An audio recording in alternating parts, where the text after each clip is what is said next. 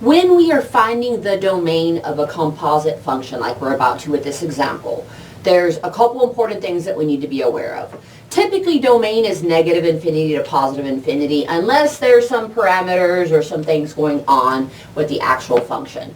So they want us to find the domain of f of g, which means we're going to take the function g of x, plug it into x. So whatever function you are plugging into the other one, in this case we are plugging g into f.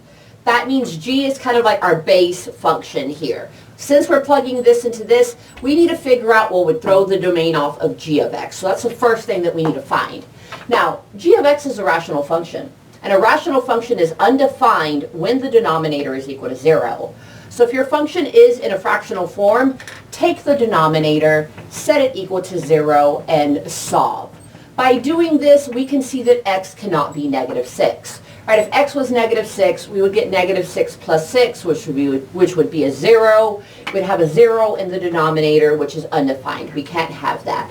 So negative 6 is our first restricted value for this example. So we know negative 6 cannot be part of our domain.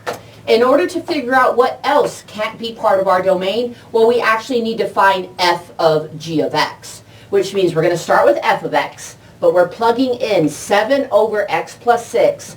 We are plugging this into x.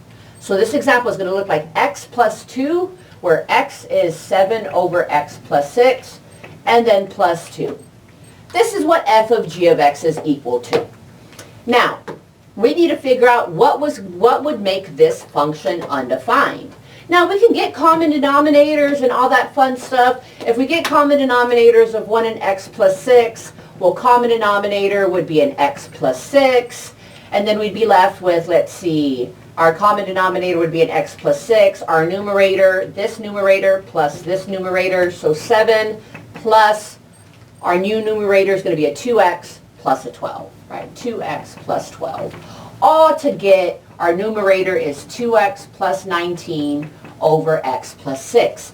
But that doesn't really make a difference on the example. This is a rational function, and the only thing that throws the domain off of a rational function is when the denominator is equal to 0. So even after we did the composition function, we ended up with the same exact denominator as g of x, which means a negative 6 is going to throw g of x off. A negative 6 just happens to be able to throw off our composition function. In this particular example, we just ended up with the same thing in the denominator. That's not always going to happen. All right, so finding your domain for a composition function, the function you're plugging in, find what can't be a part of the domain in that.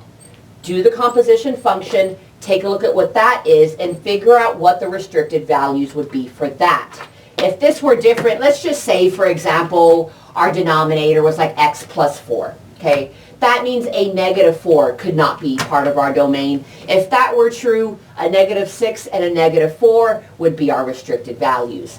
But for this example, again, we ended up with the same thing. So our domain is everything except for negative 6, right? So picture a number line.